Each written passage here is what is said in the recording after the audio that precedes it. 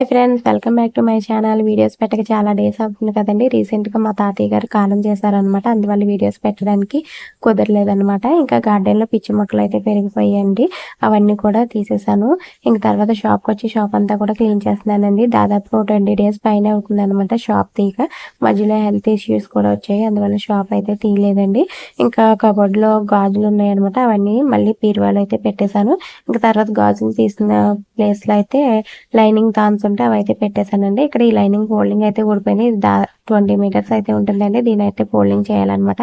ఇక్కడ దీనికి వచ్చిన అట్టయితే లేదనమాట. అందుకని శారీలో వచ్చిన క్యాట్లాగ్ అయితే పెట్టేసి ఫోల్డింగ్ చేస్తున్నాను. ఒకవైపు నుంచి మా అమ్మాయి అయితే హెల్ప్ చేస్తుంది అనమాట. ఒక సైడ్ నుంచి నేనైతే ఫోల్డింగ్ చేస్తున్నానండి. అలాగే ఫోల్డింగ్ చేసేటప్పుడు ఈ క్యాట్లాగ్ అనేది సరిగా రాలేదనమాట.